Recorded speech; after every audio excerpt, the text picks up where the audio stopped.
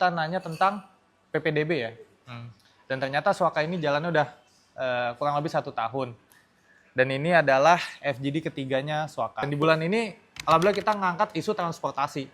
Kenapa? Meskipun awareness-nya udah cukup tinggi, mungkin di Jabodetabek, tapi rasa-rasanya peralihan penggunaannya tuh belum semasif itu gitu ya.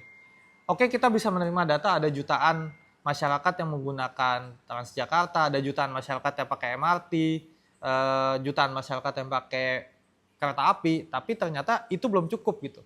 Bahkan datanya terakhir yang pernah gue baca gitu ya, baru sekitar 10% masyarakat itu yang pakai transportasi publik. Kalau ditambahin ojol jadi 18% kalau kita mau memasukkan ojol sebagai kategori transportasi publik. Yang mana menurut gua ojol itu sebuah integrasi integral juga dari transportasi publik, ya kan? Kebanyakan masyarakat mungkin dari titik A ke titik misalkan mau ke stasiun keretanya, mau ke halte bisnya, itu masih memerlukan transportasi ojol. Terutama yang tinggalnya di luar Jakarta. Cerita dikit, gue juga baru pindah dari Kalibata ke Cibubur branding ya, alias ya Cibubur ini kan emang agak krisis identitas ya. Gue rumahnya tuh di Kabupaten Bogor, keluar komplek itu Kota Depok, belok kanan itu Keranggan, ya udah bisa dibayangin kan. Belok ke kiri jalan raya alternatif Cibubur, masuk ke sana udah Jakarta Timur. Jadi kayak wah itu kalau gue pakai CDMA bisa pindah kota berapa kali kan? Bisa pindah kota 3 kali gitu. Dan hari ini itu menyulitkan gue untuk menggunakan transportasi umum, sayangnya gitu. Dulu waktu gue masih tinggal di Kalibata, gue bisa mengakses Transjakarta, saya pengguna 9D dulu Pak. Juga pengguna aktif KRL Jakarta Bogor, waktu zaman kuliah. Dan enak Pak, kenapa? Kuliahnya di Depok, rumahnya di Jakarta. Jadi kayak orang pada kerja penuh-penuhan ya. Dan juga dulu waktu SD pernah pengalaman tetap naik kereta. Ingat, mungkin langsung ketahuan umurnya ya kalau masih ingat naik kereta ada yang di atas. Ada yang pernah naik di atas mungkin? Naik di atas sih enggak. Naik di atas enggak ya? Alhamdulillah deh ya. Pernah Pak naik di atas? Di atas kereta? Pernah naik kereta? Kan zaman dulu kan? Iya, Ceplokin di ini. kartisnya dikecokin kondektur ya, kondektur. Dan kondektur itu orang yang paling ajaib menurut gua karena dia bisa tahu yang mana yang belum bayar dan yang mana yang belum diceklekin ya. Dan ditambah lagi ada tukang sapu segala macam. Dan alhamdulillah hari ini KRL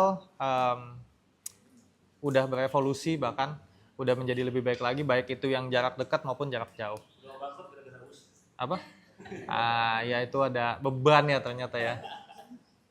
Gue mungkin mau kasih problem statement dulu. Gue punya dua cerita tentang 2 individu yang menarik gitu ya. Pertama ada si A gitu ya, sebut saja Bapak A gitu ya. Tinggalnya di Ciawi, literally Ciawi. Mungkin pernah lihat kontennya di TikTok atau di Instagram. Dia naik motor jam 4 pagi dari Puncak. Biasanya kan kalau jam 4 pagi dari Puncak ngapain ya? Dari Puncak untuk berangkat kerja. Naik motor jam 4 pagi dari Puncak. Gue nggak kebayang dinginnya kayak apa. Dia turun dari situ lewat Baranang Siang dan lain-lain sampai dengan stasiun Bogor. Dari stasiun Bogor dia naik kereta sampai Sudirman. Dari Sudirman dia kalau nggak salah mesti naik MRT lagi untuk sampai kantornya. Total perjalanan yang dia tempuh itu 2-3 jam setiap hari. 1 kali jalan. Pulangnya dia melakukan rutinitas yang sama. Apa yang dia keluarkan, dia harus punya motor yang oke performance-nya gitu ya. Karena kalau mogok pas lagi nanjak pusing. Dia harus keluar budget buat naik kereta. Kemudian juga dia harus naik budget buat naik MRT. Kemudian juga dia harus punya fisik yang sehat. Karena sangat mungkin kena angin duduk kalau tiap hari naik motor kayak gitu.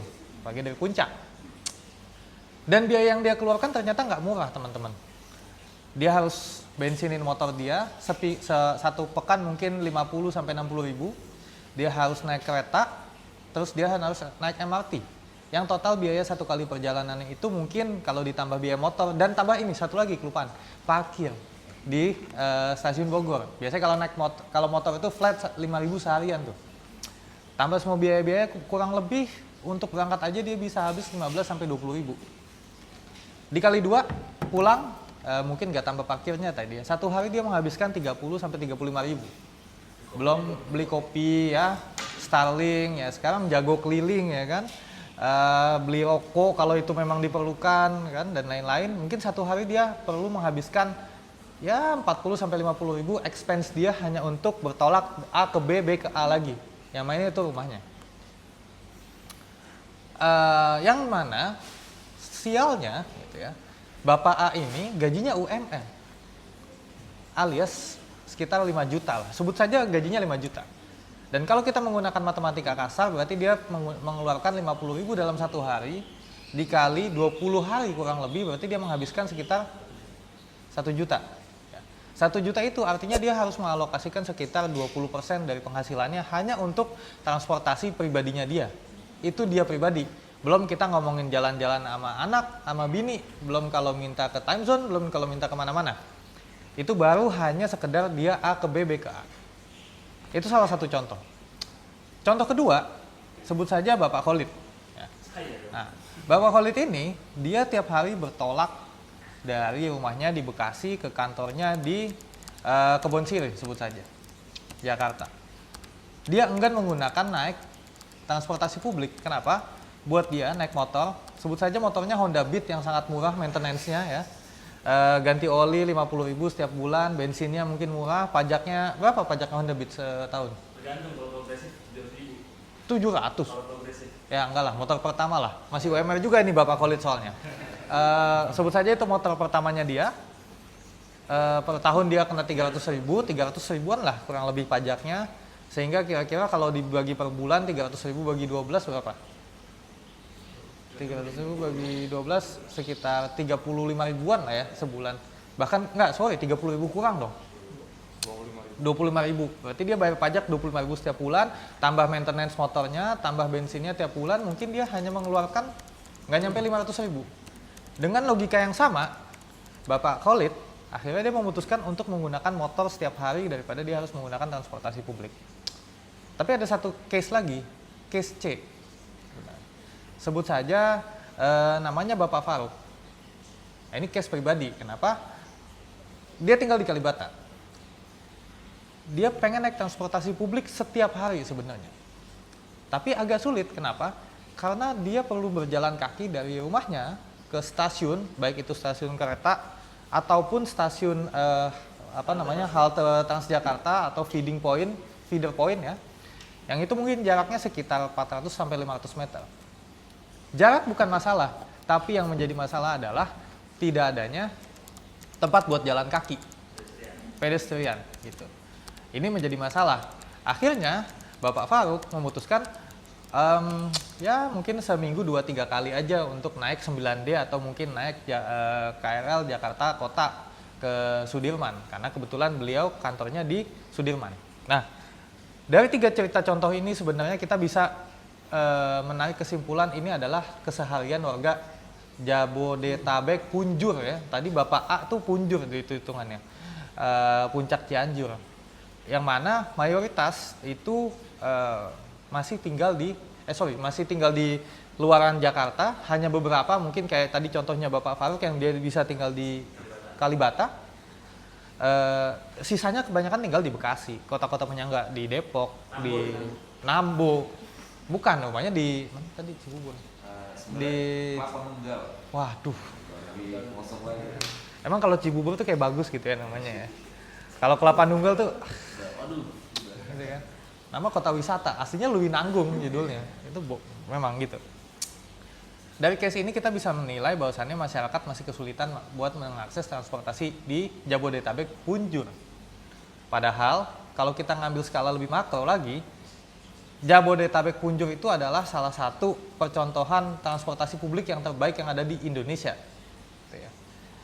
Nah, kita bisa benchmarking sebenarnya ke kota lain yang ada di dunia belahan lainnya. Misalnya, kalau konten Suaka kemarin ada di Istanbul.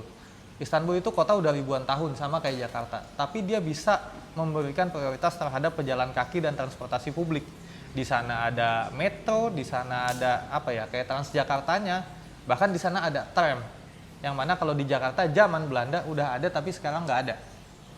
Kalau nggak salah kemarin waktu penggalian buat MRT itu ini ya ada bekas rel tram ya. Itu sejarahnya agak lucu sih.